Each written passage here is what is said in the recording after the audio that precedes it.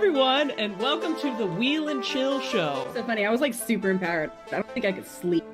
Still follows the same rules, has the same characters and all that stuff, Yes. but it just tweaks it a little bit. You're reading fantasy, and it's so grounded. It's so completely grounded in reality. Rule clarification, if we both get it wrong, do we get bonus points? Soldier Simmons, it is my pleasure to now pin you, raising you from the rank of soldier to dedicated. That didn't happen in the books, but it was awesome. I nailed it.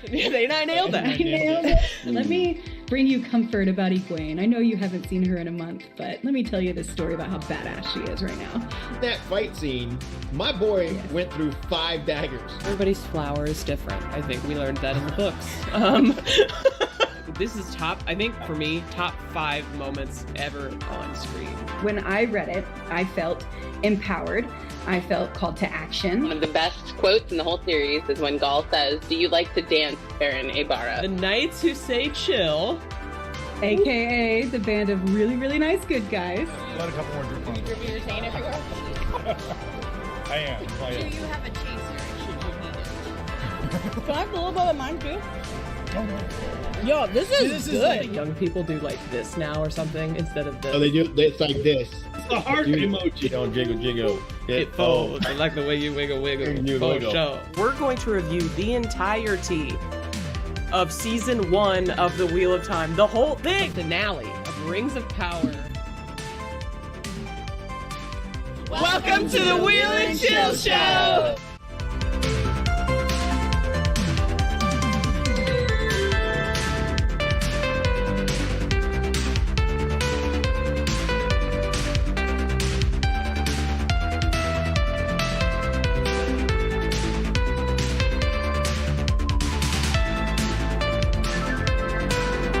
Hello, hello, hello! Welcome to the Wheel and Chill Show.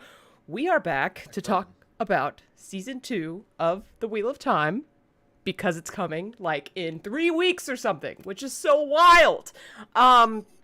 So wild to me at least. Wild to me. It's So sick. It's pretty exciting. We've waited so long and it's almost here, and so every week we're getting new stuff to talk about, and that's basically how the Wheel and Chill show is going to operate from here until the show comes out. Is whatever happens between, the last episode of the Wheel and Chill show and this episode, we're just going to talk about it. We're going to talk about all of it. I appreciate all of you who are already in the chat, and I appreciate the people here on the stream with me. So like we always do on the Wheel and Chill show, we're going to introduce ourselves very briefly before we dive into the Wheel of Time news of the day. And before we introduce ourselves, I want to remind all of you that these shows that we love would not be anywhere without the writers and actors who are in them and who write them. And so in the description of this video on YouTube is a link to the Entertainment Community Fund at entertainmentcommunity.org. So if you want to support the writers and actors while they're in between paychecks, you can go there. That's a perfect resource, and you can donate there, of course, only if you have the means, but I'm sure any donations are appreciated. So we want to support them, and I wanted to get that out of there just right at the beginning, and we'll talk about it again definitely before the end of the stream. Okay, so we have a very special guest tonight. This is Nathan. He is a mainstay on my Discord. We call him the book demon because he finds all the deals, the signed books, like all that stuff. I have bought so many things because of him. And and he recently asked me if I wanted to ship him books to get Brandon Sanderson to sign them at Tampa Bay Comic-Con because he was at Tampa Bay Comic-Con, and he did. He's local? No, he went there. Like he traveled. He had a whole suitcase. I'm local. I was there. He had a whole suitcase full of books. So anyways, Nathan, why don't you introduce yourself? I know I kind of did. You're the amazing signed book guy, but what else is there about you that they should know? I am Kritter's book demon. I tempt people with fantastic books. That's what I do. I've been a fan of the Wheel of Time for over 20 years. Started reading in college and fell in love. Not right away. It took me a bit to really get into it, but it's been one of my big loves ever since. And followed up with the Cosmere after that, thanks to Brandon finishing it. And yeah, that's mostly me. I'm a father to 4, and they are all also sci-fi and fantasy nerds. So I'm raising the next generation up right. So We'd love to see it. Okay, well, thank you so much for joining us, and I look forward to talking with you about the Wheel of Time and all the new news. So, Tavern, why don't you introduce yourself now? Good evening. I am Tavern. You guys know me. I do merch and I do TikToks on occasion now. I need to get back into that. But I've got a lot of new merch coming out on Redbubble. I say there's probably been about 50 new designs in the last 2 weeks, 2 to 3 weeks. So there's all kinds of new stuff on there. We also have things on TeePublic and also Zazzle for anything related to the show. So the Wheel and Chill show, the Nights Who Say Chill, the Squee Nation stuff is on there, and Tavern Arcade. So I have a question for Nathan. Yeah. Did you literally have a suitcase full of books in line? Yes. Yes. Okay. Well, no. Hold on. Were you there with somebody? Yeah, I was in line with somebody. Yes, I went by myself. The first Friday night got somebody else to come and be my +1 to hold four additional books for me. I haven't told Kritter this. I got really nervous that I had 5 books that were not mine that needed to be signed, and only 4 guaranteed spots to be signed. And so I was really nervous that I wasn't gonna be able to get everybody's all 5 of those books signed. But I had somebody be my +1, and so I managed to get some, and then I was somebody else's +1 the next night. So it worked Saturday. Yeah, it worked out really well. It worked out because it was about 10 people ahead of me on Saturday evening. Was somebody in line, a couple of people in line that actually had suitcases and books that they were pulling out that were wrapped in stuff. I had a book sack. That might have been. Was that Friday or Saturday? Saturday. I was dressed as Wax. I had a long wool coat on, and that's funny. I was like 10 people behind you. That's hilarious. That's amazing. That's fantastic. That's funny. It was a great show. It was like, if anybody gets the chance to go to Tampa Bay Comic-Con, I couldn't speak highly enough of how organized it was. And go to any con where Dragonsteel is, that the people running that booth were outstanding. It's efficient. It's like stupidly efficient. Oh, it really was. Yeah, it really, really was. And they had, I mean, you go to any kind of convention, booths are pretty much mom and pop booths, you know. Mm-hmm. Some of them are a little bit more organized. Dragonsteel had the most elegant, beautiful booth in the entire place. Oh, it was fantastic. Everywhere. Gigantic wall-sized art of from every book. You guys are making me really jealous right now. Thanks. It was pretty amazing. We're getting distracted. It's fine. We're going.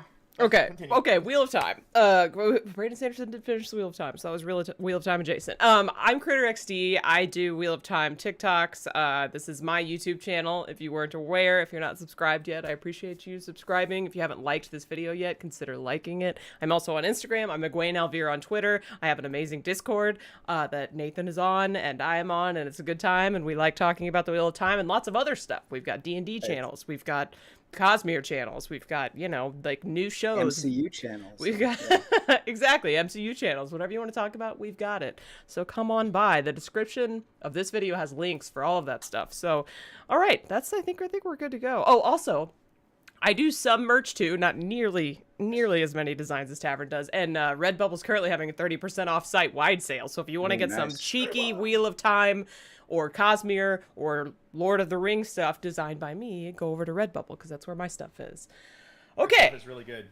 Let's talk about, I think first we talk about the Wheel of Time Wednesday clip from last week, because it's the only footage that we've gotten, new footage, from season 2 that we've gotten between the last time that we had a Wheel and Chill show and now. And I loved it. I thought it was great. We only got a few new clips, like tiny little snippets of new stuff and like some audio, but I think what we did get was really fun. So I'm gonna switch over to the mode where we can see it. Let's and watch then, it. And then we're gonna watch it. So everybody, I know you've probably all seen it like 70 times, because I know I have, but we're gonna watch it again. Okay, let's go. Are they ready? They'll have to be, won't they? We didn't defeat the Dark One. We set his strongest lieutenant free.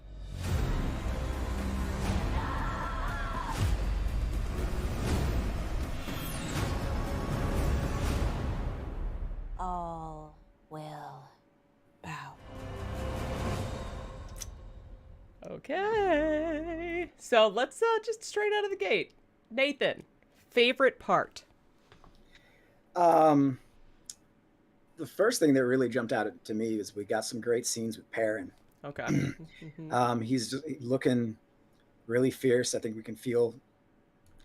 Is this a spoiler free? Oh, that's a really good point. Okay, we are going to freely spout spoilers through book 3 of the Wheel of Time, and if we get past that, we're gonna be giving heavy warnings and say, you know, close your ears and stuff. Okay. But like, go wild for the first 3 books. All right, so I think we can see some of Perrin's more, we'll say, feral and bestial aspects starting to come out. I don't remember exactly.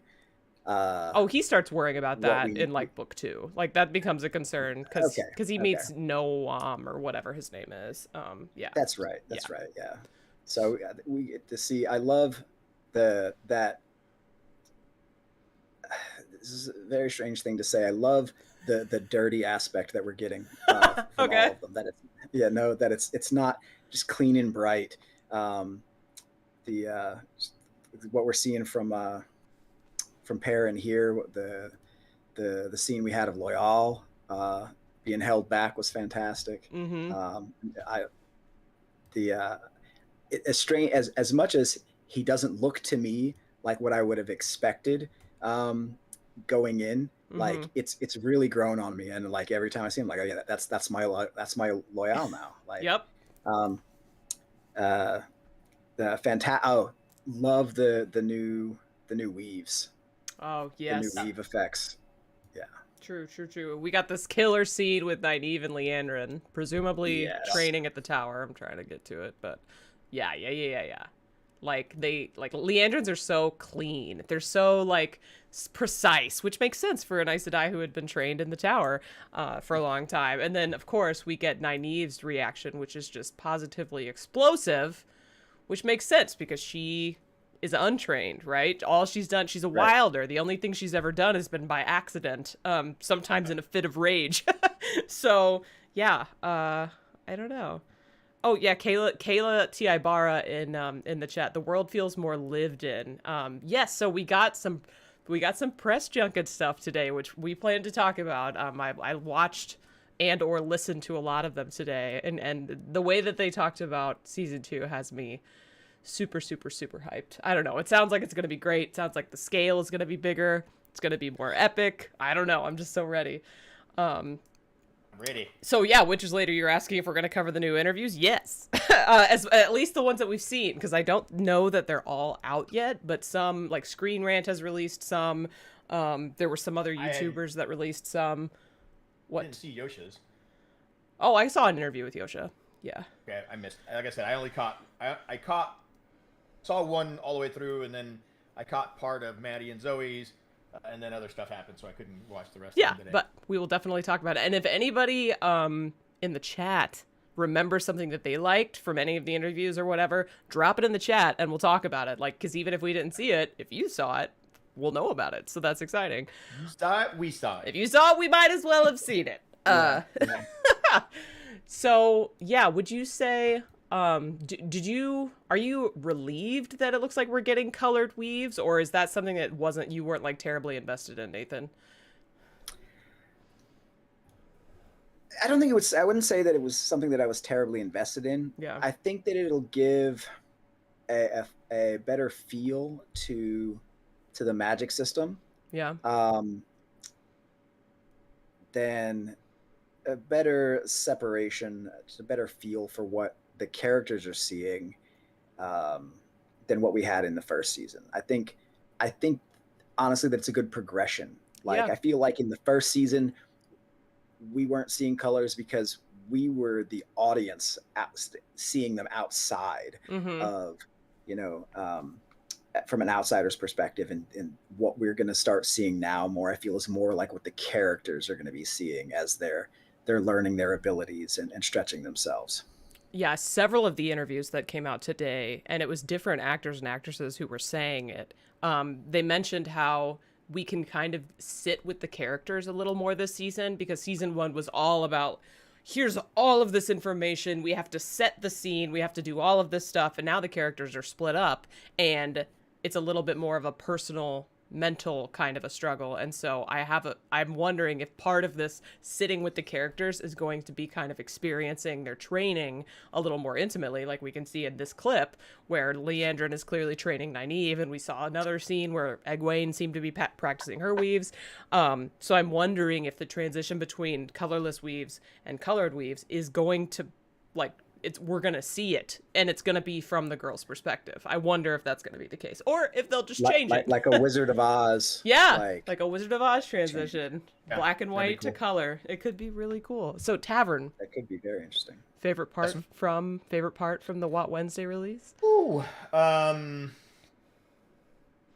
mean, what's not to like about the Nynaeve scene, right? Leander and Nynaeve, but yeah, the more I started getting into it, and the more I started getting invested in trying to figure out what was happening, a smidge of Elaine channeling, rebounding, because still, I mean, I still don't know what's going on. We went around her around her, and then did this fizzle thing in front of her, and then shot out. So I don't know what's happening there, and I cannot wait to find out, because of things that happen later on in the books. I know they're kind of accelerating things, so I'm starting to wonder if the gifts that the girls have are going to be brought forward. Okay. You know what I know what you're alluding to. Yeah. So I'm super stoked. Let's just say, without giving too much away, that Elaine has a particular talent with, well, I don't know if I want to say this, actually. Yeah, I think it's a good point to just say that a lot of the people in the show have different talents, which actually is mentioned by, I think it's Marcus in one of the interviews. So I guess we can kind of just talk about the interviews as we talk about the Wheel of Time Wednesday drop, because it's kind of relevant. But Marcus, at one point in one of the interviews, I couldn't tell you which one, said that he and some of the characters are going to get to, like, learn some of their skills and develop some of their skills. And in his case, he mentioned how, like, him meeting other characters will kind of influence that learning. So, I mean, I think all of us immediately, anybody who saw that, who read the books, is thinking, okay, he's actually going to train with Elias, right? Elias is actually going to teach him. Like, we haven't seen Elias really in action yet, except for maybe the back of him in that scene with the Murdral drilled to the door. Yeah. But it sounds pretty promising. Is that how, anybody else who saw that one in the chat, is that how you took it? Because that's how I took it. And then he also mentioned later in the season, he meets someone who really, like, digs into his perspective about violence. And so to me, that felt like the like leaked Avienda thing that we kind of got. There was like an audition script for Avienda where she's talking to him about, you know, like kind of what happened with Layla. So yeah, I think, you know, Perrin getting trained up and, like, you know, philosophized by several people in the season sounds like a really fun, a really fun element to the show. And I like the fact that they're all, from what you can see so far in the clips, and, you know, they all seem to be getting trained. Yeah. In one way or another, as opposed to you're going through the season and all of a sudden they just know what the hell to do. You know what I mean? So I like the fact that they're getting knocked around a little bit before they actually get into their own stride. Yeah. Which is kind of cool. Yeah. Larry Daniels in the chat says Elaine's real talent is writing letters. I don't think we can get super into that because I want to say that's Shadow Rising. But yes, And then- it is. Did you see Marisu's comment right below that? No. Lane is talented at getting clean. Getting clean. Okay, to be fair though, So many baths. in the show so far, Moraine is the talented one at getting clean. Like in the trailer, we have a bath. We had a bath with Megan. We had a bath with Lan. Like she's the queen of the baths right now. Yeah. So that's true. Let's see. Okay, so let's keep. I think my favorite part. I know I did a reaction video to this. If you haven't seen, I did a reaction live and then I cut it up and did like an edited reaction video. Yeah, fizzle. And one of my favorite parts was, and I want to talk to you, Tavern. Remind me about you had an Uno theory, and I don't understand it, so we'll talk about it later. Oh, okay. Okay, so it was the voice. It was Surath's voice. At first, I thought maybe it's like truly Southern, like Texan, and that's what I said in my reaction. But the more I listen to it, the more I'm just like, it feels American. It's just like an American accent, which in a fantasy setting stands out. So I'm gonna play it again just so you can all hear it. We can all enjoy it. Really stands out. Yeah. Are they ready? Amazing. So Sarah Nakamura actually came into my comments on TikTok and was like, what's that accent? You know, obviously being cheeky. And I was like, well, I think it's an American accent. But then I mentioned, you know, in a fantasy setting, that'll stand out. And she put the little, you know, the bullseye emoji. So I think that's right. I think we're getting American, not Texan. And so everyone should just brace yourself for that. Yeah, I'm totally fine with that. I feel like people around the world, maybe if they heard a Texas accent, they'd be like, what is this nonsense? You know what I mean? I want to say the latest show that's come out had a Southern accent for a sci-fi show was The Peripheral. The Peripheral. Did I watch that? Chloe Moretz. Is it Chloe Moretz, right? Oh, no, I didn't watch that, actually. I meant to. That's an amazing I heard show. that. Okay. Yeah. She's definitely got, actually her and her brother and whatnot all have like Southern accents. Because I think they're like in Virginia or something like that. Okay. Yeah, so I like the fact that all of these accents are starting to come out and they're using more varied accents than your typical fantasy stuff, which is cool. Yeah, I feel like in The Expanse we got a lot of different accents too. Yeah, that was pretty good too. Yeah. Yeah, because like even and like, well, I mean, if you don't know anything about The Expanse, Shora Akdashlu was in it, actually. So, you know, watch it if you haven't seen it. It's great. But they have a bunch of different accents, and I can't remember there being a Southern one. So part of me thinks it would be too... Because the Belters are like... They had their own made-up language. Yeah. Which was odd. Kind of bizarre. It was cool, though. Okay, so Tavern, I wanted to talk to you about this before we moved on. You had some theory... about Uno, about how you think he survives after the scene in the trailer where he's like splayed out on the ground in front of the Seanchan. What makes you think that? Okay, so like right there, this is what you're talking about right there. Yeah. So you've seen shots of Uno, Masima, and the other Shinarans in Seanchan armor. Uno wasn't in that, was he? He was in that fight. If I'm not mistaken, I think that fight is going to take place in the Battle of Falma, right? Yeah. Or because I know there's white cloaks involved in that fight, so I think it's going to be a big fight. Mm-hmm. So I'm hoping, and I want to say that I thought I saw Uno's ponytail in there. Okay. I think that he survives this. They get conscripted like everybody else that Seanchan, you know, once they realize, oh, we just have to say this and we're good. You know? And they're conscripted, and when everything hits the fan, oh, they're there in the Seanchan armor. That's my theory. Okay. They get conscripted and they're kind of like in Falma when it all happens. Okay, because I know it might have been a teaser clip or the trailer. Can't remember which one. There is Masima, definitely in Seanchan armor. So somewhere we think Uno was there too. I'll have to, you know what, while we're doing this. You're going to go look? By all means. I'll go through our folders. Yeah, go through our folders. I would love to see it. I'm not doubting you, but I know Masima was in it. I don't remember Uno. Listen, this is just my thought. I can't honestly say I remember exactly that I saw him, but I'm going to stick with it. Because, I love it. You know, unlike those hood people, I'm not changing my answer.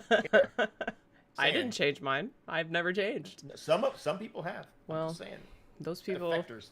have not remained steadfast. Okay, so I saw a bunch of people talk about this on Twitter, but I didn't ever pay attention to it until just now. But everyone was saying the Seanchan baseball bat. Yeah, the baseball bat. So this is what they're talking about. Yeah, that's Negan. No. Okay, you've cut the... Go open that shot up to the left a little bit more. It's fully open. This is as far as it goes. I can rewind it, I guess. Oh yeah, it even has like a little notch at the end. It has a knob on the end. They just added studs to it. That's Negan. Are there studs? I guess it is kind of like textured. It looks a little textured. It's a studded bat, is what they. Yeah. But it's a bat. It's a mace. But like without like not a very spiky mace. Okay, so maybe Louisville Slugger mace, maybe. Hey, you know what? Like if he gets knocked out, but doesn't die, because like it's a bat, that feels very intentional. They could slit his throat, but instead there's a bat. What if they knock him out and then he gets healed by like a Damani or something? Maybe they use him as an example and then bring him back. I don't know. Team Hood for life, random gnome, and hell yeah. Here to stay. We brought it back. You're welcome. Good. Winter's Lady, thank you for being steadfast. Uno mouths off because of course he does. Then the guards Lando and Boosin in disguise. What is this a reference to? Weekly Wheel News. Lando and Boosin. Lando, like when they did they brought like Lando into Jabba. Calrissian. Okay. They were dressed as. It's a Star Wars reference. That makes Yeah, sense. That makes Lando. Well, I saw Lando and I was like, but I don't know who Boosin is. I'm forgetting that. That's I think not... it says Boosh. It's an H. Bushin. I don't know who Bushin is. I don't either. It's a Bushin. It's corked to provide maximum damage. Yeah. You don't get knocked out by a metal bat. We don't know it's metal. It looks wooden on the handle. I don't know. Knocked out. Basically, I'm just trying to find any way that Uno's not dead, even though he's splayed on the ground, okay? That's all I want for. That's all I'm hoping for. It's the race that Leia was hidden as. Oh, okay. Oh, wow, they went deep. Yeah, that was a deep cut, Weekly Wheel. Well done, Weekly Wheel News. Deep cut, buddy. So we haven't even talked about this yet, but announced on not Weekly Wheel News, although that would be cool. Announced on WoT Wednesday was the fact that they're dropping 3 episodes on the first night. Nathan, how do you feel about that? I like it. Okay. I want as much as I can get as soon as I can get it. Okay, I feel like that's a mildly unpopular opinion. Yeah, I'm like completely opposite of that. But no, keep going. Let's hear it. Why? Yeah, keep going. It surprised me when on your reaction. You were like, "I only want one. Just drop one." And I was like, "No, give me like as many as I can have." But I want to savor it. You don't see the merit of like really sitting in it for a full 8 weeks. No. Really? No. You're fine with it being over in 6 weeks. I can rewatch it anytime I want to. Okay. You know, like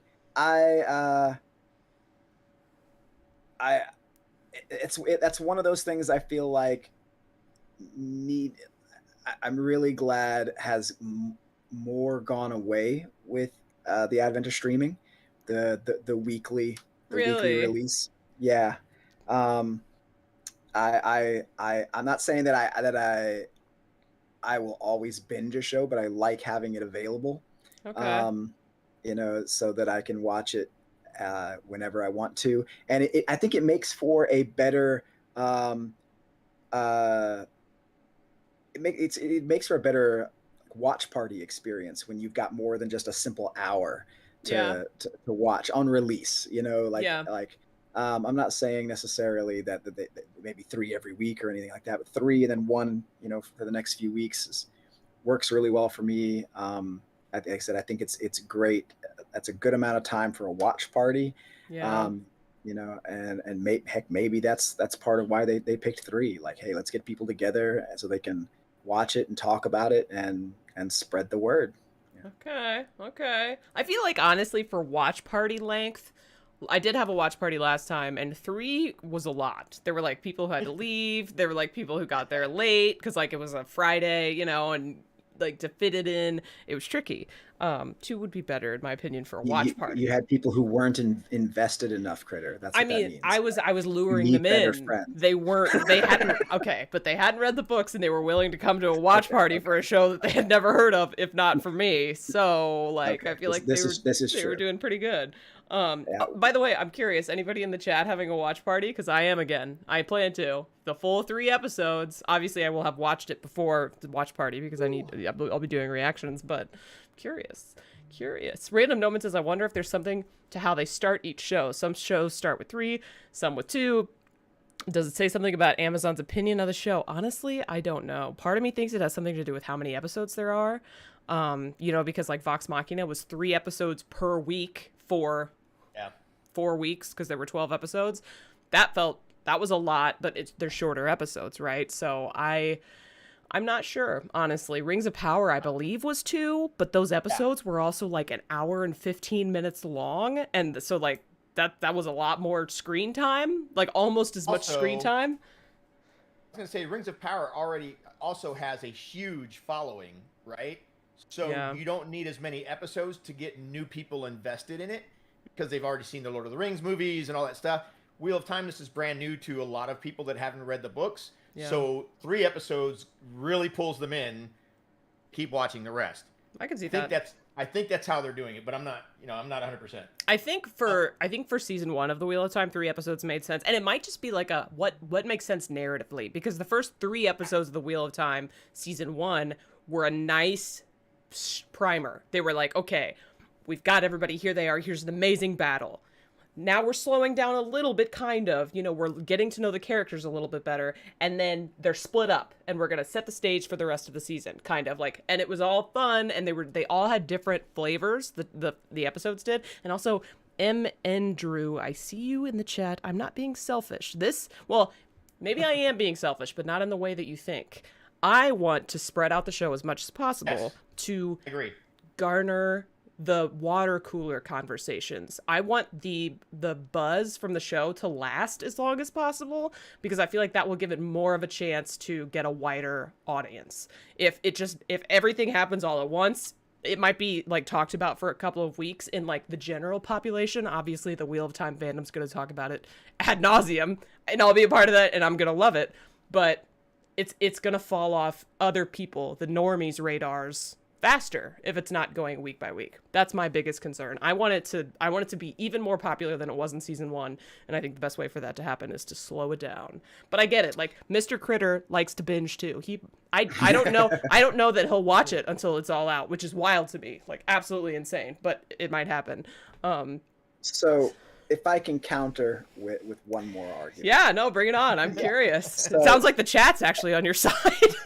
Originally, like the entire reason that we were waiting week over week for these types of episodes was for programming slots, right? They networks had to like fill certain blocks, and they couldn't just show the same show all the time. So they program it in blocks. Like that, the only reason that they're doing it now on streaming services is to create artificial scarcity and keep people maintaining a subscription across this is gonna be what did you figure out, like 6 weeks long? That's 2 months worth of a subscription instead of 1. They doubled the money that they're gonna make off of anybody that wants to watch this. Right. And that, to me, that's they're trying to artificially inflate that, and that just smacks me of, I don't know, I don't like it. I mean, they didn't do that with Good Omens, though. They're not. I think it's all. Yeah, I don't know. Go ahead, Tavern. And trust me, like I'm not gonna like defend Amazon and be like, no, this isn't a greedy corporation. Like, I know it is. I know, but I think we benefit from it getting dragged out, just like from a marketing perspective. Personally, Tavern, go ahead. Yeah, I agree. I agree with Kritter as far as I would rather have, episode a week, right? Yeah. Get the full 2 months out of this instead of a month and a half, which is what it ends up being. But this also allows Amazon to jam more new content out because you're truncating the amount of space, right, that a show is taking up throughout the year, and you can add more things. So by adding, 2 episodes at the beginning of one, 3 at the beginning of another, you can cram more shows into the lineup throughout the entire year. Yeah. I think that's why some of them get squished. Okay, I think I can see so that they get more shows like back to back to back. Yeah, they're not overlapping, to avoid overlapping. Yeah. And to keep people, invested in, like you said, with subscriptions. All right, so I could not find the imaginary image of Uno, but I did find the Rafe image. The Rafe image. And tell you about, I showed you the Rafe image. Oh no! Okay, all right, hold on. I think did you put it in the drive? You have to go to the drive and to the behind the scenes folder. Okay. WoT BTS frames and let me see, what's it called? Nobody can tell me different. This is Rafe. It's my headcanon. Don't see it. I don't care. It's the season 2 folder. Wait, okay. No, it's not in the season 2's folder. It's in the folder called WoT BTS. WoT BTS. Okay, I'm looking. Nobody panic. Yeah. It's somewhere. There it is. Found it. Okay. And the image is called Rafe Fire Running because, I'm cryptic that way. Okay. All right. I'll show it to this. Here we go. You can zoom in on him. If that ain't Rafe covering his hat with a chapeau, his red hair. You think this is Rafe? I'm telling you that's Rafe. Okay, hold on. 100%. How can I do this? Okay, let's we're gonna try it out. This is Rafe. He's making a cameo. Everyone get excited. So this is nothing to do with Uno now. We're just calling Rafe out for being because I remember that's Rafe. It could be. Is it? The beard, the mustache, he's covering his hair. Oh, I don't know. That's the body, that's Rafe. I mean, come on. You know what? Like, if it ends up being Rafe, good for you. Well done. Good job. Trying to detract from the Uno thing. I mean, like to me, that looks like Pedro Pascal. Like, oh, honestly, like, yeah. It can't be because he's not leading an alien child anywhere. That's you're not wrong about that either. Good point. But That's I don't know. That does. guy over there on the right could be an alien child for all we know. Could be. Could be a shapeshifter. We're not sure. Okay. That really does look like Pedro Pascal. The Dusty Wheel is Team Rafe. Okay. That's Rafe. What is this from again? What? Oh, is this this is behind the scenes? Oh, so from like ages ago, like a year ago. From like a year ago. And how does this is just now coming up because you want to distract people? No, I called it out back then, but nobody listened to me. Okay, well, you guys went. Oh, Tavern's having another one of his thinky thoughts. The ones that come from with the Adderall or whatever. Oh God. All right. Okay, so I don't think I've seen anything in the chat yet about people's favorite thing that that happened from any of the press junket releases. Okay, and so be thinking about that. I'm going to make sure we've talked about everything from last week's WoT Wednesday really quick, and then we can talk about that because there were some really fun things like Perrin or Marcus really enjoying high-waisted pants. That was something that came out. That's my favorite moment.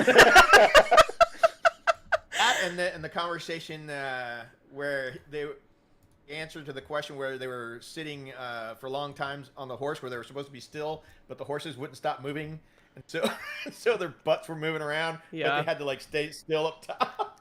Yeah, that was one of the WotCon interview answers. It was so good. He mentioned in the behind the scenes stuff. Well, I guess we're talking about Marcus, so let's just show Marcus, shall we? In the in more of the press junket stuff, he said that he learned a bunch of new skills because of the show, including how to like fight. He said he could really do some damage in an actual fight now that he's done all this fight training. And he also said, Daniel Henney said the same thing actually. Yeah, he said he's like really learned, and now he can like learn. Well, Daniel Henney said he could learn whole fight sequences now like so much faster than he used to be able to. But Marcus also said like so you'll notice if there's ever anybody zoomed in on while they're riding a horse, that they'll have like one hand on the whatever reins, because they're like super casual and experts at riding horses. But then like anytime they're not the focus, they're like hanging on for dear life, because they're not expert horse riders or whatever, and it's way more comfortable that way. Yeah, multiple. Kevin Mundweiler in the chat is saying multiple of them, actually, not just Marcus, saying that it's getting darker. It's darker. I believe Madeline or Zoe said it's sexier a little bit, maybe. Sexier. Yep. Although she did say, like, I don't know if it's either of our characters, so now I'm over here like, dear God, if there is a Rand Lanfear sex scene, I quit. Like, not really. I won't actually quit. But like, you're about to get the Dusty Wheel excited. You brought her up. I was gonna say, like Matt's gonna love that. Well, I'm just saying, like, the way they were joking about it, like, I don't know if it's any of us. I was like, well, who the hell is it then? Rand? I mean, that's the one that I'm thinking of as like somebody who might have a potential romantic. Psychedelic season 3 comment. What? I missed it. Matt. Oh. Yeah.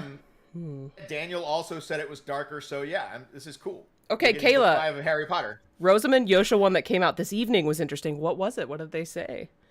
I did know, I read I think it was Gamer Rant or something article, and they said that was a Rosamund Yosha one as well. And Rosamund said that it's super cool that in the Wheel of Time, she's talked about this before, the women are kind of in control of the power, and like, because the men go mad whenever they have it. And so she's like, basically the only man who's allowed to have the power is Rand, and he's basically a nuclear bomb. And Yosha kind of like really dug that analogy. So that was fun. I liked that. You get that feeling from the teaser when the fire's coming at him. You can just see it. Good point. He's about to pop. You see it physically. Look at that transition into another scene that we haven't talked about yet from the WoT Wednesday thing. So we had speculated that he looked a little out of control here, and it turns out, hell yeah, he's gonna burn his own hotel down, or hotel. Go back to where you see his face. I'm gonna go on a stretch here. Okay, let's do it. The fire looks like it's shaped like a mushroom cloud. Oh, okay. You're not wrong. You're not wrong, but I'm not sticking to that one. That's a little bit of a reach. Thank you, Nathan, for being the voice of reason. Okay, so somebody's asking again, spoilers. We are freely spoiling through book 3. If something is going to be spoilery past that, we're giving explicit, crazy, insane warnings. Okay, so those are the rules. If there isn't a Rand Lanfear sex scene, is this even television? Somebody said it could be Moraine and Swan. We kind of already got a love scene with them, but I mean, I'm not gonna say we shouldn't get another one. Listen, I'm not opposed to another one. Yeah, there was in one of the. Sorry, I see that you're about to say something, Nathan. So you go ahead. Oh no, I was going to say like Swan and Moraine was my favorite addition. Or extrapolation in season 1 from the books. Like, it was outstanding.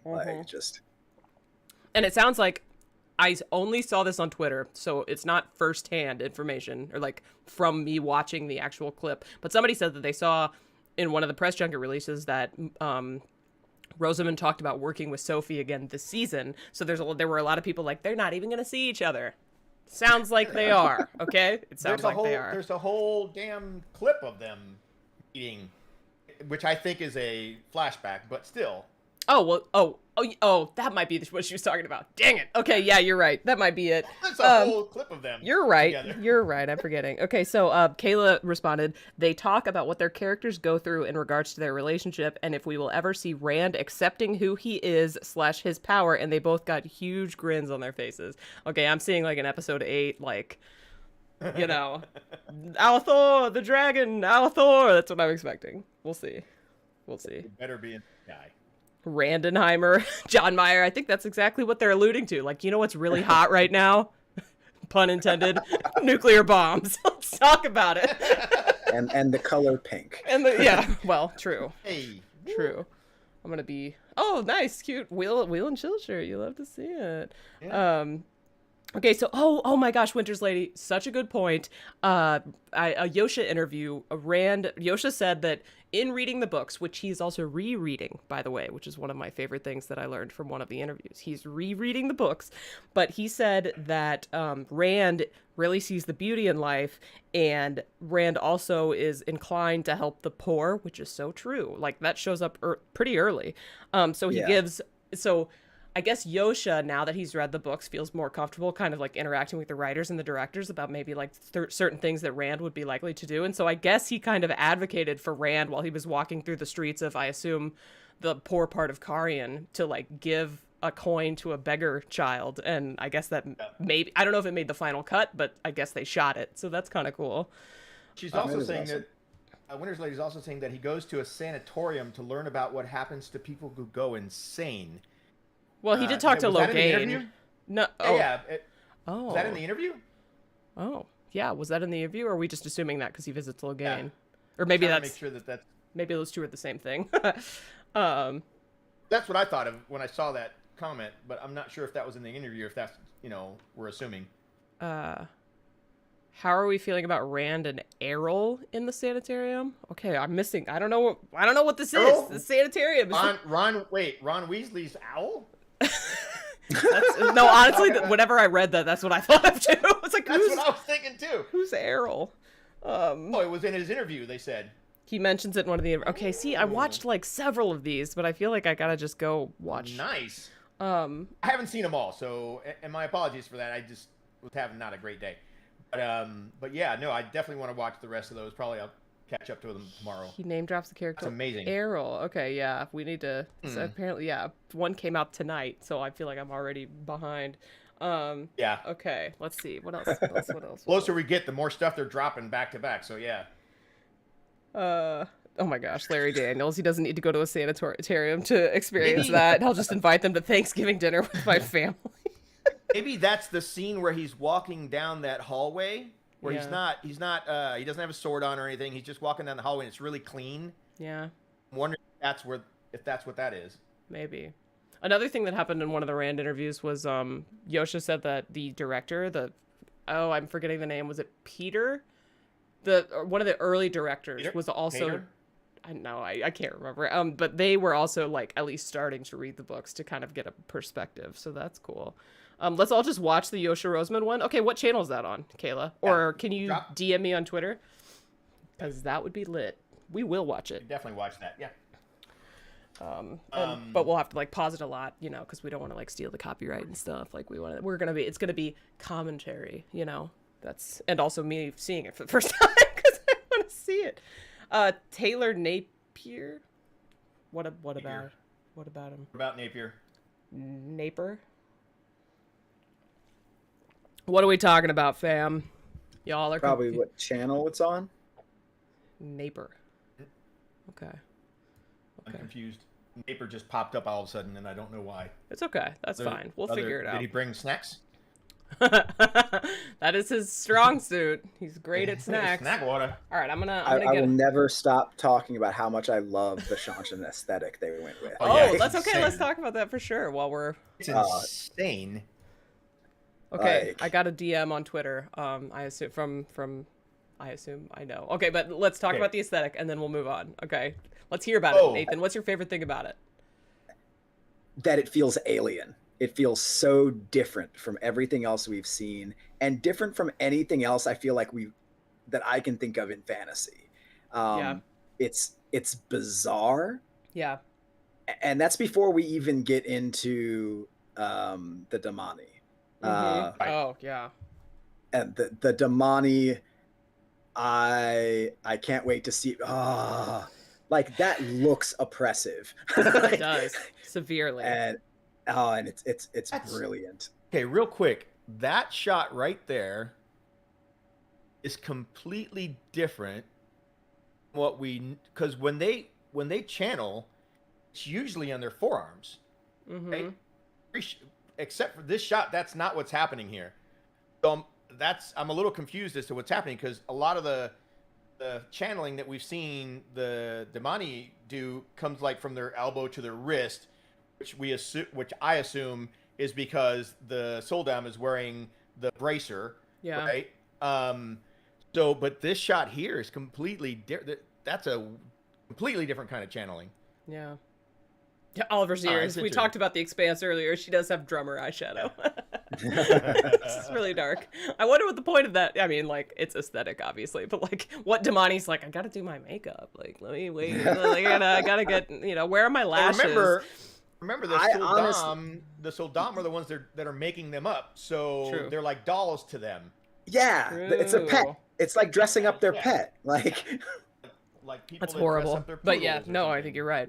Okay. Yeah. I think you're right. I love it too. I think the closest thing I've said this before is they look like the Seanchan. Obviously, they look like the Seanchan. They look like in 300 the Persian Empire. Like they have this like weird gold ornamentation. But this is I can feel that. Yeah. But the Seanchan Pelican and everything. Yeah. But the Seanchan is even more foreign somehow. I don't know. That's okay. the other thing. While you get that up there. Yeah, please. The other part of the aesthetic is the tusks and the horns and stuff. The face paint is kind of very like Mayan kind of. It's a really unique mix of things that are happening with all of their armor and their attire and stuff. It's really cool because if you look at the shot that we got of Turok in the trailer, that looks nothing like what Suroth is wearing. Yeah. Mm-hmm.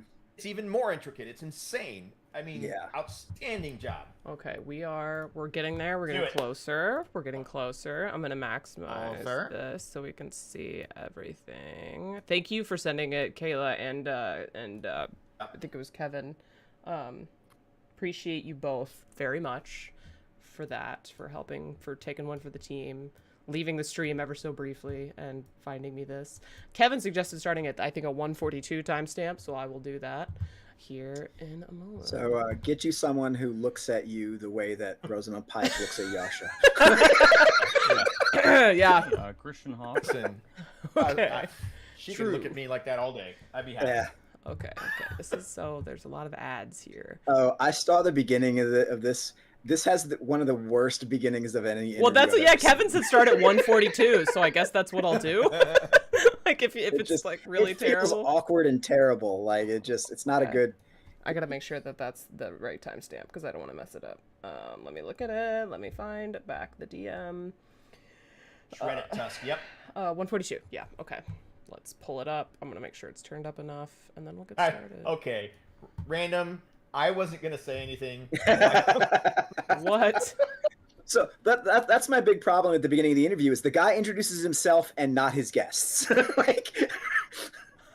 I guess this is not like it's one of those my next guest needs no introduction situation, but he doesn't even say. He's just like, "Hi, I'm so and so with comicbook.net or whatever whatever the website is," and then he starts asking questions and like that's it. Like it was okay. Well, so guy weird. From comicbook.net, if you see this ever, take note. Maybe introduce your guests. Yeah. Okay. Is everybody ready? Oh my gosh, good. guys. Okay, let's hold on. Let's I be gotta kind. mute here and turn. Okay, well, you muted yourself before you stopped talking, so I assume what you just said is not that important. We're gonna start. Okay. Oh, it seems like he's really struggling. He's trying to live a life without. Okay, I'm sorry. That he is so beautiful. Okay, let's go. Getting close to anyone. The only place where he can do that is with a new friend, Errol, who he takes care of in a place with with people who struggle with their mental health. But outside of those walls, outside of the sanatorium, he is trying not to look at people and trying not to anyone to see where he's from, who he is, because he's a danger. And he's very afraid of what he might become. So he may say this later, but we're pausing for copyright reasons.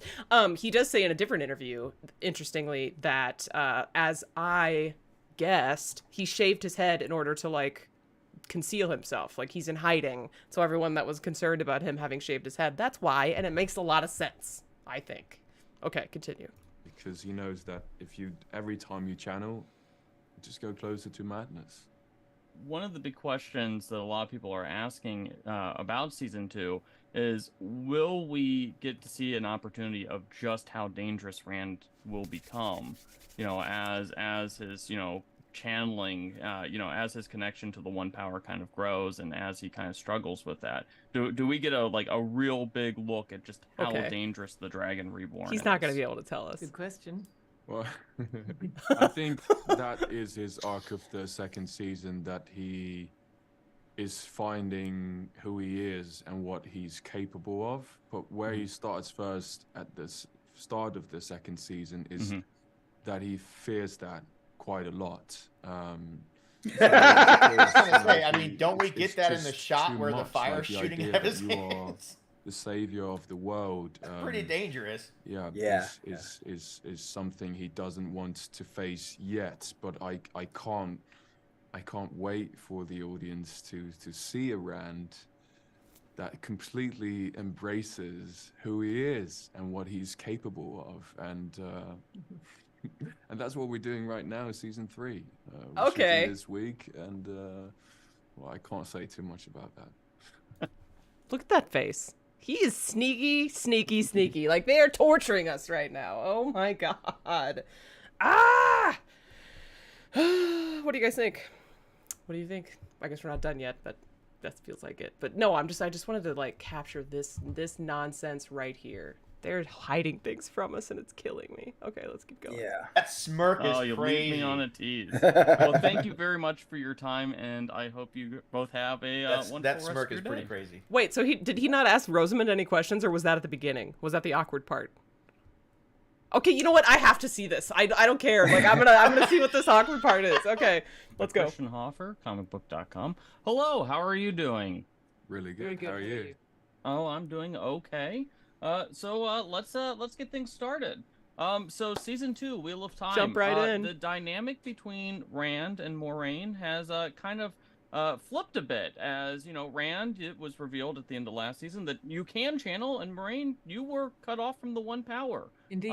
So what's it like with the relationship between your two characters now that everything has been overturned?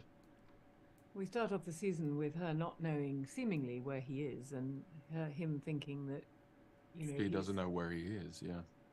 So they're separate, and we know that she's not going to be happy with that status quo for very long, because her life's mission is to find the Dragon Reborn and prepare him to face the last battle. So, this is her cause. This is the cause for which she's prepared to die, and she needs to find him.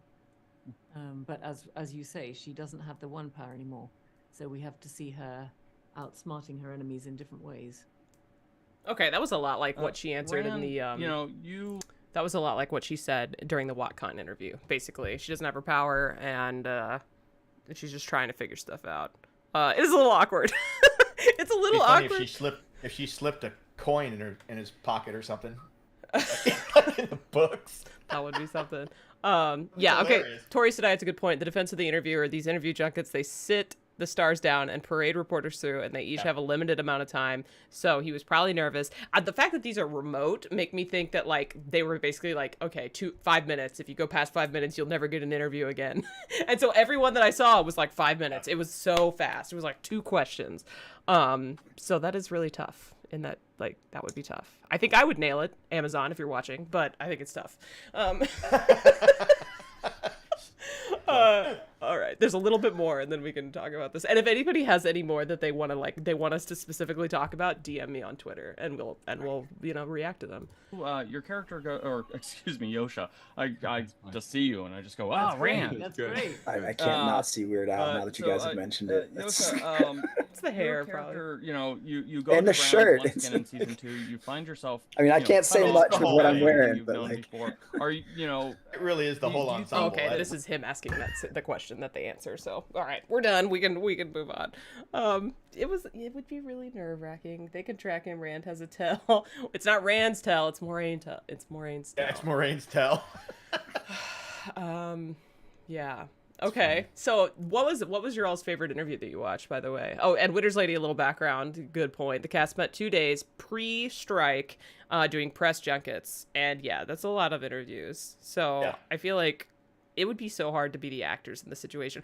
Even harder probably because they're remote interviews, because I don't know about you all. Yep. And I guess like us being here kind of like goes against what I'm about to say, but it's like it's so much harder to interact in a fun, dynamic way through a screen.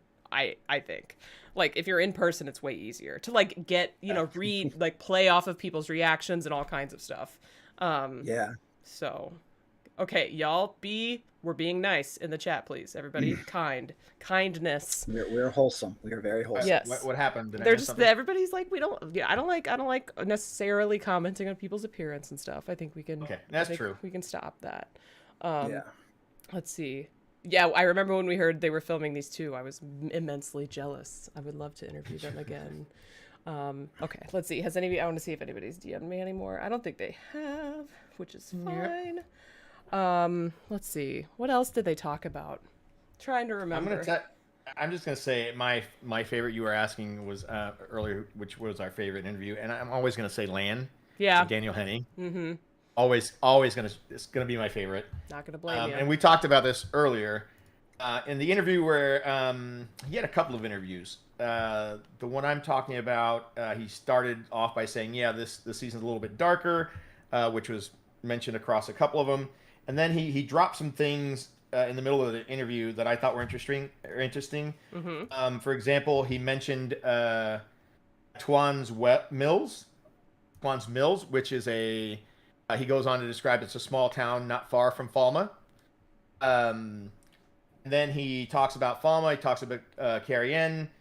But then he says, when he's talking about the world building and how cool it is that you can travel from one place to another through the ways, and it just opens it up to so many things. So you can go from one place to another. He goes, for example, you can go from Faldara to the desert, to the middle of a desert. And so in my head, I'm thinking, okay, well, we know that's where he's going. I guess we're straight from Faldara. I don't know. Which desert are you talking about, Daniel? It's gotta be. He talked. Oh yeah, never mind. Go ahead. No, go ahead. Oh, I was just gonna say like we end up in Falma at some point, which is gotta deserty. But yeah, I'm gonna say Ardamon because of that one image of the one waygate we've discussed on the show before, which is out by the ocean or whatever. He talks about training, and we talked about this briefly, that he feels more comfortable now with his kachas, that he can pretty much learn a fight sequence within a week instead of a month like it used to take when they first started. Yeah. And he's gotten pretty efficient. His favorite sword form is Cat Crosses Courtyard. And also he did say that the kacha episode is episode 1. Yeah. So true. So he actually gave out quite a bit of information. Yeah. In that one interview. Yeah, I forgot to mention this, but I did appreciate in a couple of interviews, maybe more than a couple. It was with this person, Flip Your Wig. She asked about how it was to be in a show that was like an adaptation of a beloved book series, and I think Zoe gave a really kind of great answer, a very well reasoned answer. And I think Marcus in the interview with Flip Your Wig had a similar one. So I figured, how about we react to this also? This is when they say it's sexier than last year too. So I feel like it's definitely worth watching. So everybody's audio is on, so we can tell me to pause whenever you feel like pausing, and we'll get through it. Lots of crying, lots of fighting. This season, please tell me there's going to be a lot of loving. What can you, I mean, there's a lot of loving. Is it with our character Zoe? I'm not too sure. See what I mean? That to me says it's not going to be their characters. Do you guys agree with that sentiment? Hello? Yes? Yes. Okay, sorry, you're muted. Okay, that's fine. We'll get through it. Hey, Andrew Dash, what's up? Yosha saying he stole a sword. Oh yeah, that's one that I listened to right before we got started on this stream. Yosha did say that he's probably stolen more than just the sword. He didn't want to disclose the other things he's stolen, but I guess he got the sword through the airport somehow and stole it and took it home.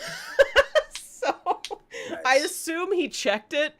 Like you would have to check it, but I guess I don't know if it was a fake sword, maybe not. Oh yeah, Kevin Munweiler Daniel also said that he was hoping to release a video with his entire kata. Yeah, because they're probably only going to show like 20% of it. Okay, let's keep watching. I mean, there's definitely, you know, there are moments where it feels a lot more like sexier and but also darker. In terms of the screaming and the crying, it wouldn't be the Wheel of Time without the screaming and the crying. So true. Wouldn't be the Wheel of Time without the screaming and the crying. Right? I get it. She's right. Okay. And the tears. And the tears. Unfortunately, we cannot let that down.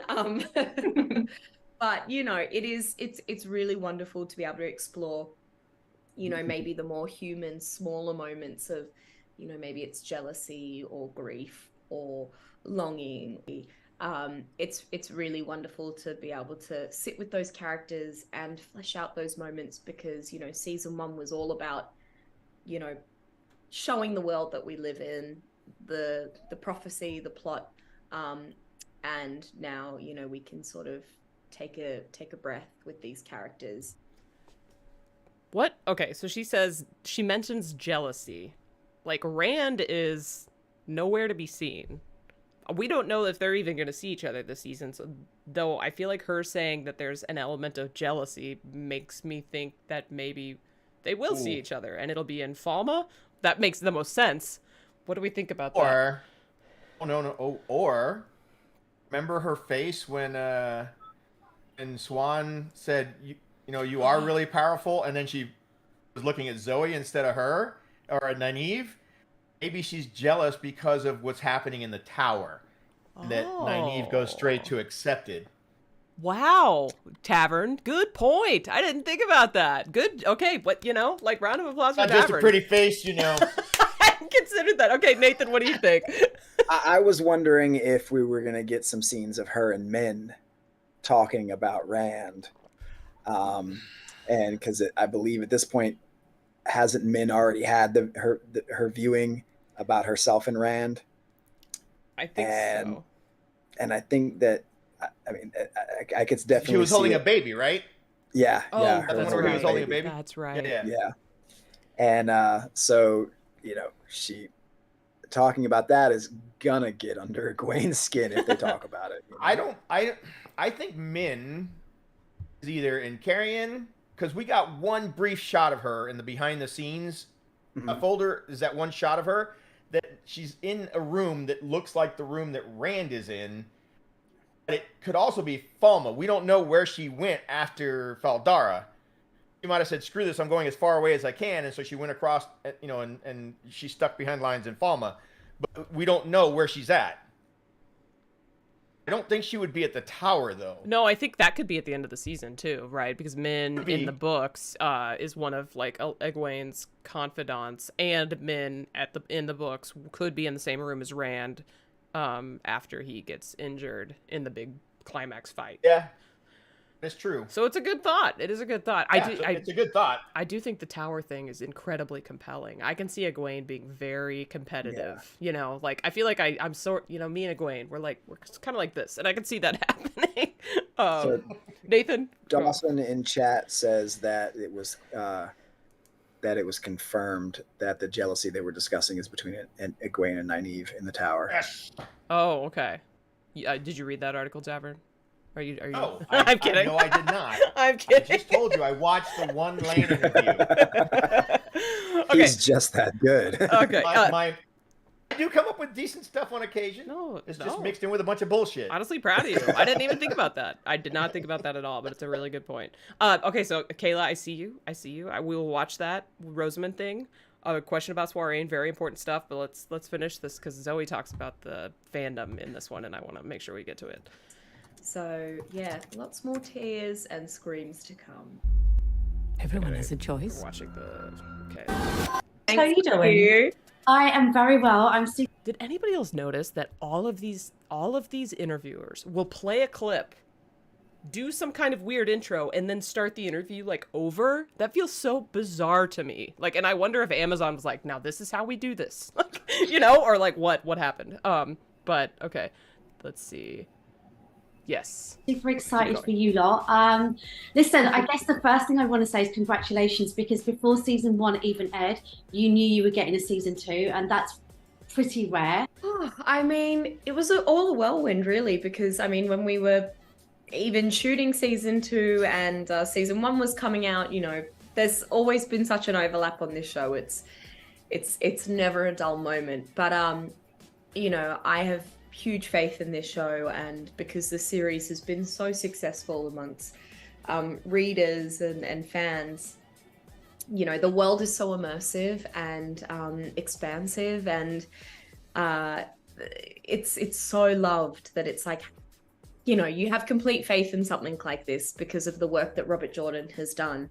And shout out to Robert Jordan. I feel like Maddie's so well spoken. Sorry, we'll keep going, but I just love that multiple people have called him out and like his vision, and also the work that everyone has done on our adaptation. There's music playing in the video. Okay. Yeah, I hear like the Middle Eastern music kind of. It's like, what is happening? Adaptation, sorry. You know, I just feel a massive sense of pride when moments like that happen, you know. I remember talking to you guys. It was a bit of a whirlwind. You flew in, I think, on private jets. I might be exaggerating. The UK premiere. Do you guys remember that day? It was chaotic, and you were all like a little bit like, what's going on? Yes, I do remember you. I do remember you at the premiere. 100%. Did you manage to digest everything around you, or was it just crazy? I don't think so. I think there was just this immense anticipation of the show coming out. We'd been working towards a release date for what felt like decades. So it was just I think she so says surreal it's and been 3 overwhelming years to actually in a little bit. get a premiere. I only mean, been we 2 were years. still... It was a bit touch and go with the pandemic, I remember, at the time. So the fact that we were all able to come together and celebrate the release of the show was not lost on us at all. How ridiculous is it, by the way, that the first season came out and they almost didn't get to have a premiere because of COVID, and now the second season is coming out and they can't talk about this other than this press junket that they shot in advance because of the strikes. Yeah. Like, yeah, that's crazy. What's next? Yeah. What's gonna happen for season 3? Is like all I'm like, what is going on with this? Aliens. What? Aliens? Well, no, we got aliens already. No. But what's gonna happen is they're gonna land an right invasion before season 3. Right before season 3. We can like convince them that we're good people by showing them the Wheel of Time season 3. Yeah, I don't know if that's a good idea. I don't know if that's a good idea with the Seanchan and all that stuff. Well, but the Seanchan are clearly the bad people. Okay. Yeah. All right. Let's keep going. Actually, really crazy when we look back and think back on the times that, like that specific time of the release, and yeah, it's amazing to think that was 3 years ago now, which is just 2. Crazy. It's just 2. It's time crazy. is weird. Okay, let's go. Let's talk about season 2. I feel like people were anticipating, and some thought it would come last year, but it's coming September the 1st, which is incredibly exciting. Yeah, look, I mean, I think what's so exciting, and I'm sure you've heard this today, like what's so exciting about this season is that we just get to sit with the characters a bit more. Yeah, this is what I was talking about. Feel a lot higher. People are really, the characters really honing in on what their strengths are. Everyone's been dealt. I mean, it might have been 3 years. The power of the knowledge. If she interviewed them. No, they're talking about the premiere. They're talking about the premiere. Oh, the premiere. Yeah, oh, so that was definitely not 3 years ago. Also the words flying out. Yeah. I can turn off the automatic captions since they're. Yeah, I should turn off the automatic captions. Hold on. I would rather have those on than what's happening on the screen right now. That's all I'm saying. Yeah, I agree. I'm sorry. Just driving me nuts. Oh, hey, at least she made sure that they just have captions. Good for her on that respect. All right. That they have a part to play in the turning of the wheel, but also their own strengths, whether that be channeling or, other abilities that people may encompass. What's really exciting for me is seeing these characters be pushed to their limits. Somebody mentioned as difficult as that was. Mentioned in chat that they were talking about grief. Yeah. That Usha had mentioned in one of the interviews that everybody thinks he's dead. Yeah. So that totally be exactly what she was talking about with the grief part. Yeah. Yeah, Jubaila in the Twitch chat actually has a good point. Their biggest worry is that the strike will result in less time spent writing a good script. So we might already have the disaster for season 3, and it could be the WGA, like the fact that the studios won't do anything right now, and that there has to be a strike going on for a good cause. Speaking of the strike, in the description of this video is a link that you can donate to the Entertainment Community Fund, which is supporting the writers and the actors while they're on strike between paychecks. So if you haven't done that yet and you have the means, consider it. So what is happening next weekend? What is happening next weekend? Don't we have a stream next weekend? Oh, I don't know if it's been announced. Oh, then never mind. Yes, we'll talk about that later. And don't worry, it's literally has nothing to do with the show. So don't worry about it. Literally. All right, let's keep going. To portray. It's really exciting to see what people do with this power, whether they use it for good, whether it corrupts them. I'm really excited to see the other big players that join us this season. I can't wait for it to come out because it feels like, and it has been forever. So, I know we're just really, really stoked to be able to share this finally with the rest of the world. I saw the trailer go off, and then underneath, guys, there were like loads of this is where Zoe talks about the fandom. I was like, oh my god, it's like people are so attached to these books. So how do you deal with that aspect of, oh my god, there's going to be a healthy kind of debate about this stuff? Yeah, I think that's a great question, and I think it's only to be expected in something that's so beloved, like the Wheel of Time is. I mean, I don't think we would be here without the fans and without it being so well received as a book series first.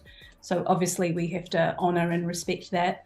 She's so wise, isn't she? She's a perfect wisdom. Like, honor and respect the legacy of the books. You love to see it. But it's about leaning into the fact that, as you say, there's only so much you can put into a television series, especially when you have 60 minutes and there are a lot of pages in those books. So facts. Yeah, I think just trusting that the creatives and the people that are putting the show together have on the verge of a seizure. Carefully curated what is Subtitles. necessary and what is important to bring to life. It's not lost on me, and I think That's amazing. Love that. Okay, so Kayla said that she sent me one more, and I feel like we can't just watch all of them, but just so everyone's aware, there's press junket stuff leaking day by day. So we're going to watch something Rosamund talks about, Soiree, which I don't think I've seen yet, so I definitely want to watch it. Okay, we're going back. This is my... You could... What, Tavern? You could literally put a picture of Rosamund Pike on the screen, and I will sit here for 38 hours straight. Oh, it looks like this might be not looking away. Not a video interview. It's text. So sorry, but this is what it is. Okay, so it says, thank you, Kayla, for sending this, by the way. TV line, season 1 teased some sort of romance between Moraine and Syanchan. I almost just said Soiree because it rolls so nicely off the tongue. What developments might we get on that front in season 2? Well, we come to understand more about Moraine and Swan's relationship, where it started. Flashback confirmed. We see the moment that they were charged with finding the Dragon Reborn, and we learned that it was a dual mission.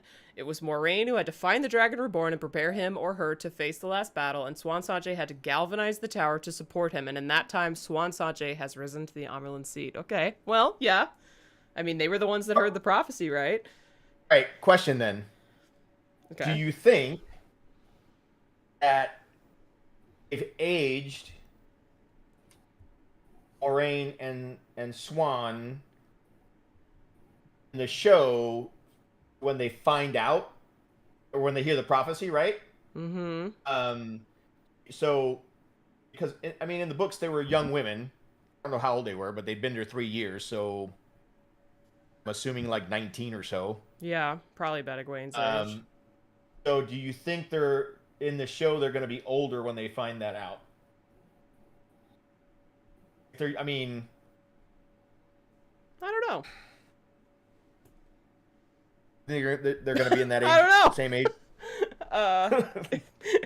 I'm not sure. Maybe. I think they definitely look like they were like intended to be de-aged. They look younger, yeah. In the clip we saw.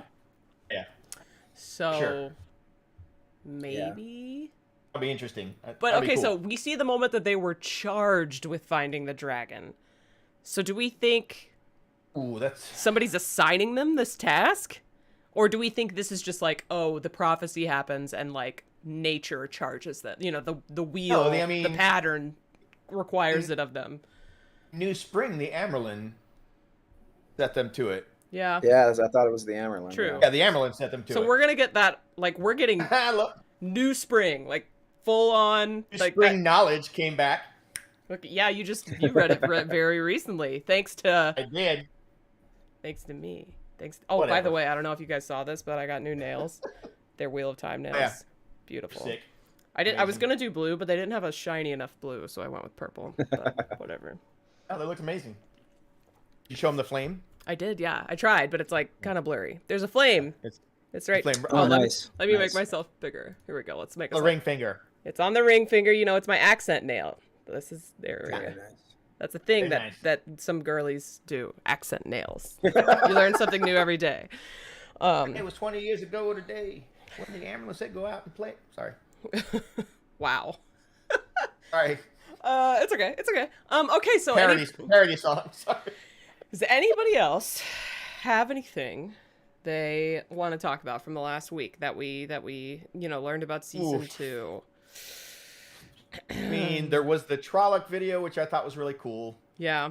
I love me some good Trollocs, and I love special effects. Okay, well, I'll pull it up. Let's take a couple. There were some Trollocs that were very new, like how they looked was different. I think it was really cool. I mean, like they had magnets on the horns, so whenever they fell down or whatever, the magnets would pop off and they wouldn't hurt anybody. They could stick them right back on.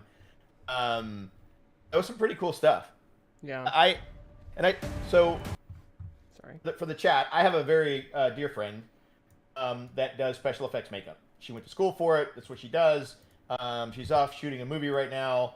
At some point, I'd like to get her on the show to discuss the special effects and that kind of stuff, because she has a lot of knowledge about the stuff, and it would just be amazing.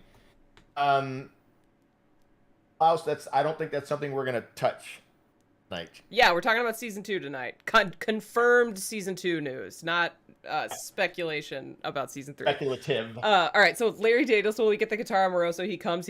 I hope so. That feels like what we're getting. Like maybe it'll be a cold open flashback with that, and then the Amerlin charging Swan and Moraine with their task. I mean, can you imagine? Amazing. I would die. They could cut. They could cut to the snow scene with freaking Amp. Well, and Shail and the baby. I mean, we've already seen that, but they could. I would watch that again. Oh, that would be so sick. For sure. Okay, so we've seen that Trolloc, but okay, whoa. Some of this Trolloc image. Oh, this guy with the snoot. I really like him. Oh. That one's cool. I love that. That one is cool. I like his snout. I don't know what it's like a. I don't know what that is. Like how would you describe that?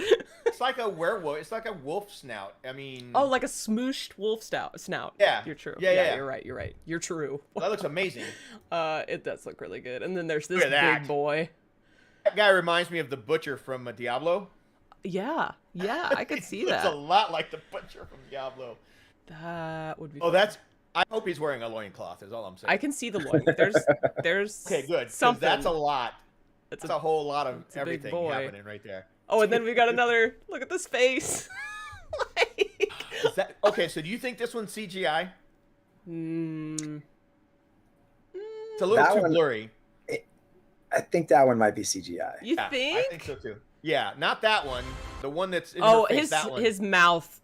I think what this is like a combo of CGI and practical effects, where I think his forehead and eyes. Right? Yeah, I think his forehead and eyes aren't, but then when his mouth is moving, I think it might be some. Yeah. That's obviously not real. Yeah. How would they do I that? don't know. Torso, yeah. It's the forehead. Like his whole face to me has that sort of like CGI shine to it. Okay. You know? Yeah, maybe. Yeah, it's cool. Definitely the mouth. I'll give you the mouth without a doubt. The pig nose too. I love seeing these. I mean, it looks good. It looks really good. Yeah, it's so funny. This is insane. I love what they did with the Trolloc. Yes. They look real good. Real. Also, it's like very weird to see Rosamund, like in such in such bright lighting, like in set lighting, not in the show, in makeup and in her costume, like very bizarre. Her hair looks different. And it all looks so different. It almost looks like a hood. Anyways, here's the bird Trolloc, who Daniel Henney said was his favorite. So if you'll remember that interview from, I believe it was Jordan Con. We've got all these. Like, the artwork is insane. I know. Yeah. I know. Okay, more bird Trolloc. Oh my god. Like that's a whole person right there. Yeah. Like practical effects only. Like that's wild. How detailed is that? Oh man. Insane. Like, It yeah, looks like that a one is Gamorrean lit. from Return of the Jedi. No wonder that one's Daniel's favorite, because like the feathers, the beak with the tusks. Sorry, I'm like doing all this when I'm gonna be pointing at it, but like wow. Somebody should be a Trolloc for Halloween. I'm a big fan of creatures in movies, especially when they're really well done. And I want to say, by far, Trollocs are probably my #1 favorite creatures now, just because of the detail in them. Okay, they did a fantastic They beat job. the orcs then. Yeah, I mean, because the orcs, a lot of the stuff on the orcs is just people with a couple of prosthetic Like blobs pieces. on them, yeah. Yeah, this is a whole ass deal. This is a mood. Yeah. Oh my gosh, I didn't even notice Covering this, my but face the, on the, the- the beak has teeth. It's Yeah, like it does. Yeah. no, this Stick. my new favorite Trolloc. Like just getting to see all of it. Like it just looks so wild that's like just a person. Like if you were on set, you'd be like walking past that. Can you imagine? Woo, that's cool. I like it. Okay, let's see. Oh, that's terrifying. There it is. Yeah, there he There's is. The 3D, in 3D version of him. Also, like, did it say in this video, are they like on stilts? These tall ones?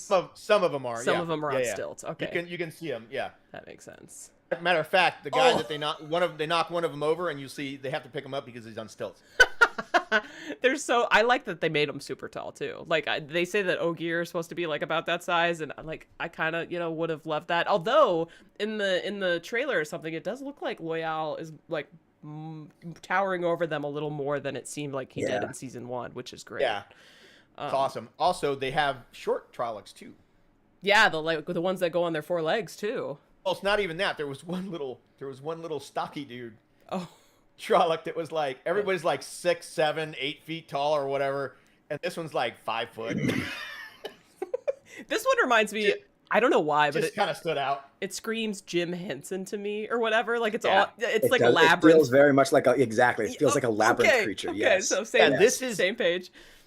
It looks like Hoggle. It's the mouth. Yeah. I think the mouth is just so kind of goofy, like while being intimidating. You ever see the movie Multiplicity? No. Yes. With Michael Keaton, where he clones himself, and then is that what he later looks on like? No, what happens is the clones start cloning themselves. They can get more done, and then they get one clone that's like really bad. He's like, "Hey, Steve," and he. That's him. And they're basically like, well, he goes, what's wrong with him? He goes, well, when you make a copy of a copy, sometimes.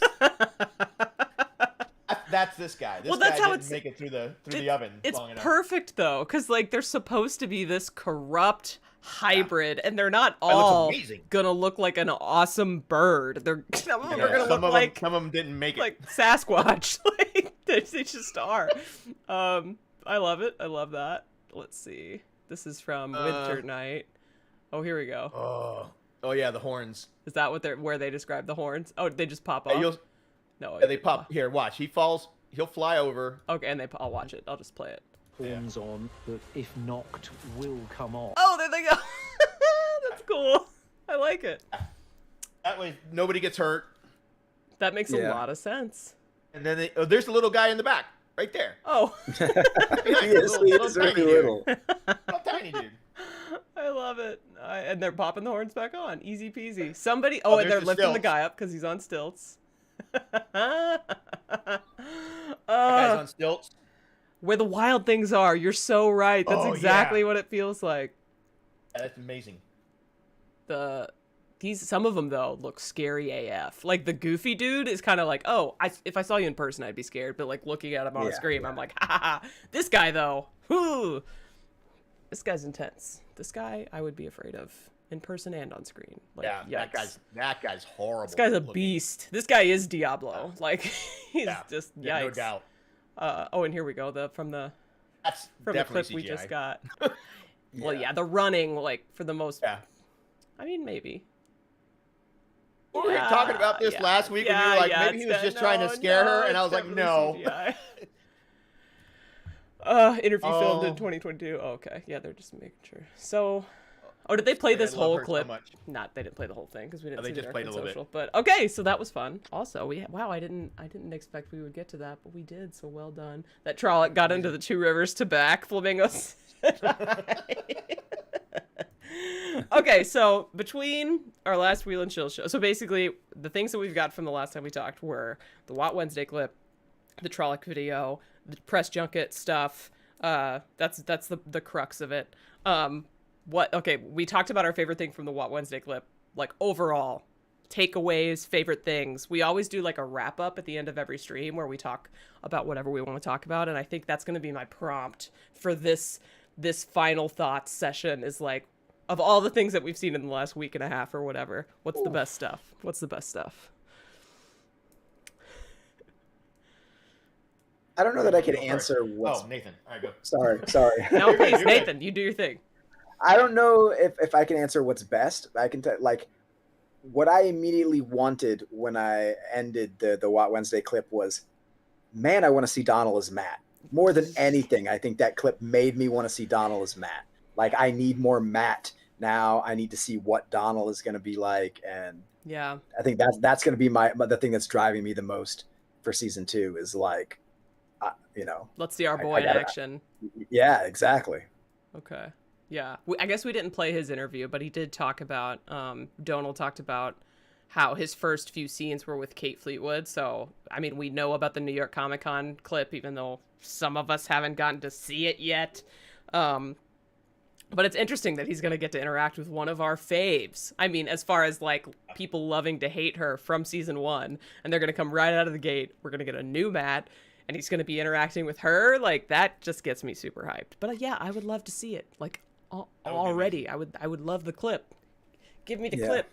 All the hints we're getting with Matt, the few Matt scenes we've gotten, a pole arm in his hand that has ravens carved on it and a blade attached. It's like, are you like foreshadowing, or are you just messing with us? What are you doing? I cannot wait to see. Yeah. Yes. Yeah. Was that your final thought, Tavern, or was there something else? Oh, no. I was just agreeing with him about Matt. Okay. It's tough. We've gotten so much information over the last 2 weeks. So much stuff. To be honest with you, I want to see the channeling. More? I want to see the channeling. I want to see how they explain the colors, right? Or the elements, I should say. Which is going to be crucial because I've already heard people saying that first-time viewers, not readers, are completely confused by the colors on the weaves, so they have to explain that. I also want to see how creative they get with the different styles of channeling. Aes Sedai versus Seanchan versus Rand. They all have to be distinct and different with a familiarity to it all, right? Mm-hmm. But they definitely, and we've seen it. It does seem like they're hinting that that's gonna be something. Yeah, I mean, because all the Seanchan flows that we've seen are very precise. Yeah. Very, very like they're tight and they're very precise. The Aes Sedai flows are very open, very smooth. Then you have your first time channelers. You see Nynaeve, looking like a maniac, and of course Rand, right? Somebody brought something up earlier. I think it was Noman Garden, because we know that we get another Nynaeve explosion during her test. Yeah. We get another scream. Well, there was a scream in that too. Then we get a scream in the Leandrin scene. I hope they break that block early on, because that's going to get old real quick. As much as I love Zoe and that whole block thing, they need to do something new. That's it for me. Okay. So I guess, did you get tired of Nynaeve's block in the book too? No, because that's the premise, right? Is she needs to be angry to channel. It is, but it wasn't repetitive like we've seen on the show. The show tends to repeat things a lot. Like you got, what is it, Will? They got the axe through, or the blade through the chest. Oh, all the behind the back stabs. Behind the back stabs. So you got that. You got Dana getting it through the throat. You got Moraine getting it through the mouth from behind, through the head from behind. They kind of repeat things, and I just don't want to lose viewership because it just becomes an old trick, that they're always relying on. Yeah. I love that she's angry and she needs to be angry, but they need to do it a little bit different.